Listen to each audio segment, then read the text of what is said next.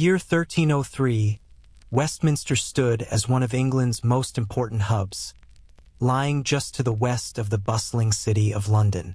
It was no ordinary borough. This place was ringed with sturdy walls and guarded gates, and at its heart rose Westminster Palace, one of the principal royal residences of England's kings. By the way, where are you watching from right now, and what time is it there? I'm curious to see how far this story is traveling across time zones. On the evening of May 12th, the scene was serene. Across the path from the palace, within the towering walls of Westminster Abbey, the deep, resonant voices of the Benedictine monks filled the air as they chanted Compline, their final prayer of the day before retreating to their dormitories. Yet beneath the sacred tranquility, danger quietly lurked. Tucked beneath the abbey's chapter house was a small, heavily fortified chamber.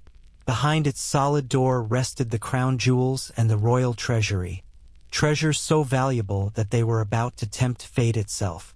For on that night, a band of robbers prepared to commit one of the boldest heists in English medieval history. One could almost say, this was the kind of moment where you'd wish for medieval Johnny English. Times were grim. The year 1303 was not a season of abundance. Money was painfully scarce. People might own cloth or grain or perhaps a pig or a few sheep, but there were so few buyers in the markets that even these goods often went to waste. The air was heavy with discontent. Astrologers claimed the heavens themselves were to blame. Too many clouds, bitterly cold winters, summers with searing heat. Crops failed, arguments over food grew fierce, and the weariness in people's eyes was matched only by their desperation. Outlaws and highwaymen roamed the streets in greater numbers than ever before. A month after the audacious robbery, a royal messenger rode north to Linlithgow in Scotland, where King Edward I, Longshanks, was camped in the midst of his war to crush the Scots. At 64 years old, Edward was no less determined than in his youth. Years earlier, after subduing Wales, he had shifted his entire court to York so he could keep his armies close to the northern border. In Westminster, only a handful of trusted nobles had remained to oversee the royal palace, and the usual whirl of courtly life had faded into temporary stillness. It was not the first time the royal treasury had been targeted. Back in 1296, a man known as John the Cook had attempted a daring theft. 4 years later, several monks themselves tried their luck at raiding the same treasury. That attempt failed too, quickly hushed up when Abbot Walter de Wenlock discreetly bribed the king to avoid scandal. The truth was hard to ignore. Some of the monks were deeply untrustworthy. Having previously been caught in the theft of silver meant to fund masses for Queen Eleanor of Castile's soul. And this treasury was worth the risk. It brimmed with a dazzling array of wealth. Vast sums in gold and silver coins, glittering jewels, ornate goblets, finely worked chalices, jugs and vases, and relics of immeasurable significance. Among them were the Black Cross of St. Margaret, the Cross of Neath, and the 9th century sword of King Athelstan, a blade said to have sliced clean through the rock of Dunbar. There was the scepter believed to be the rod of Moses, the sword of the legendary Wayland the Smith, the very one used to knight King Henry II, the famed sword of the Aran knight Tristan, and even a unicorn's horn holding sacred anointing oil. One relic was far more personal, the dagger once used in an attempt to assassinate Edward himself during the Crusades of 1272. As the tale goes, while resting in his tent at Acre, Edward was attacked by an assassin wielding a poisoned blade. Though wounded, he fought off and killed the would-be murderer. His beloved wife, Eleanor, is said to have sucked the poison from the wound, saving his life. Ever after, Edward kept the dagger close, a grim reminder of mortality and survival. By Edward's own written account in November 1303, the stolen goods were worth an almost unimaginable £100,000, a fortune beyond the reach of most kingdoms, let alone individuals. Originally, the treasure had been housed in the Tower of London, but that was deemed too far from the palace. Parish churches were often used as secure storage for valuables in the Middle Ages, and the abbey, with its thick-walled crypt, seemed ideal. The chamber lay behind a reinforced door, reachable only via a narrow passage and a steep stairway. In fact, several steps had been removed entirely, making access impossible without a portable wooden bridge. But Westminster Abbey was not just a vault. It was the king's chapel, his family's shrine, and a site sacred with the bones of Edward the Confessor. To violate such a place was not merely theft. It was an act that risked excommunication and could easily be seen as treason. The punishment would be swift and merciless. So one can only imagine the messenger's dread as he delivered the devastating news. The crypt had been broken into, tens of thousands of pounds worth of treasure gone, some already turning up in London's money markets, others scattered in the fields around Westminster. Edward was not a man known for his gentle temper.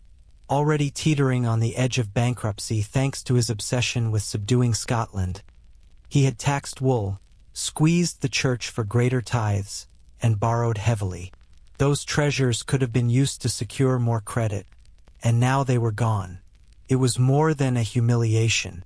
It was a wound to his pride, his purse, and his power. And so, in a rage that would chill any criminal's blood, King Edward ordered the immediate capture of the culprits. What followed was one of the most relentless and extraordinary criminal investigations the medieval world had ever seen. From his campaign base in Linlithgow, King Edward wasted no time in dictating an urgent order.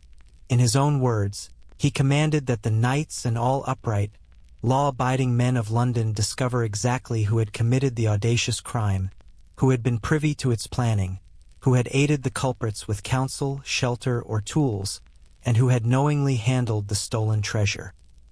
He demanded to know the full tale, how the heist was carried out, how much had been taken, and into whose greedy hands the spoils had now fallen.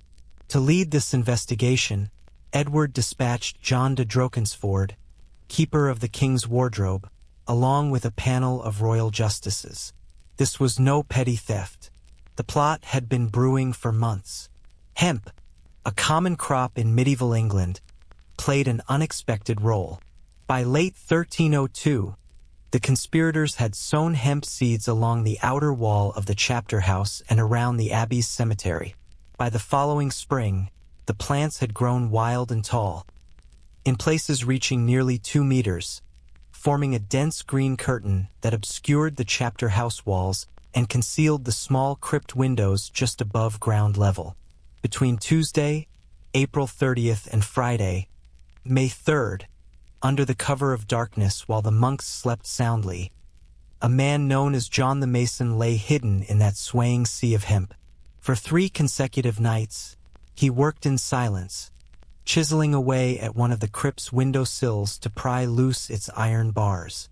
His target was the furthest right window, one that overlooked a lonely patch near the Benedictine monks' infirmary. When the final bar fell free, the mastermind, Richard de Pudlicott, slipped into the sacred crypt. What followed was a scene worthy of a medieval crime ballad. The robbers formed a human chain from the chapter house to the river gate, quietly passing bag after bag of treasure toward waiting barges moored on the Thames. By dawn, the gang had vanished like ghosts. So who were these daring thieves? Richard de Pudlicott, a wool merchant with a personal vendetta against the crown, had set the plan in motion in early May. His grudge ran deep. While traveling to Flanders for business, he and other merchants had been seized and detained there because King Edward had racked up debts he could not pay, thanks to his costly war with Scotland. One day, passing Westminster, Pudlicott noticed how lax security had become in the king's absence. The court was away in York, and the idea of the greatest robbery of the age began to take shape. Inside the abbey, Adam de Warfield, the sacristan, joined the plot. As the head of the abbey's security and custodian of its treasures, he was a dangerous ally to have on the inside.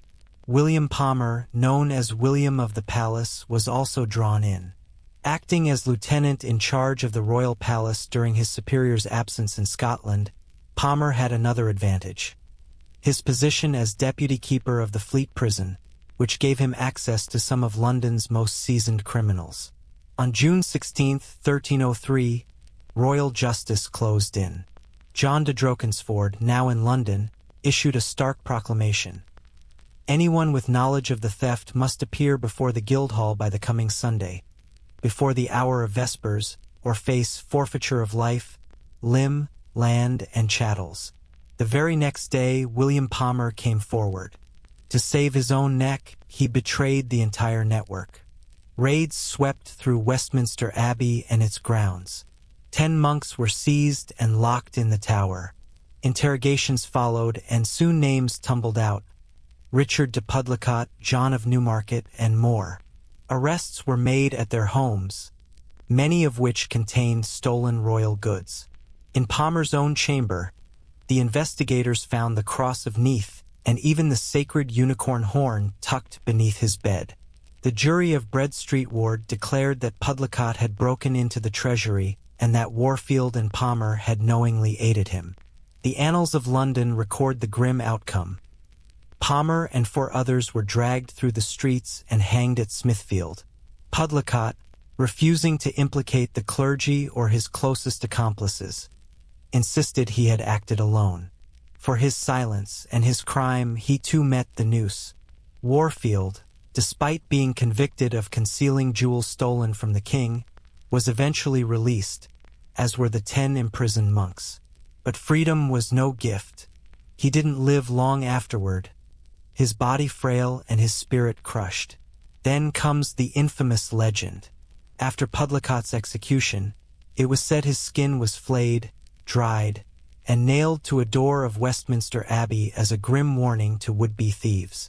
In the 19th century, scraps of hide were indeed found beneath the iron strap of the chapter house door, fueling the tale for generations. But in 2005, forensic experts revealed the truth. The leather wasn't human at all, but animal. Even so, the door itself is a piece of living history, dating back to the mid-11th century during the reign of Edward the Confessor, making it the oldest surviving door in Britain. And with that, one of the boldest and most scandalous crimes of medieval England came to an end. Now here's my question for you. Do you think the legend is more fascinating than the truth? Or does the real history speak for itself? Let me know in the comments. If you enjoy uncovering stories where myth and fact collide, where the truth is every bit as gripping as the legend, make sure to like, share, and subscribe to Vassal Truths. Because here, we don't just tell you what happened. We pull back the curtain to reveal the strange, surprising, and unforgettable details history left behind. And trust me, the next tale might just be even bolder than this one.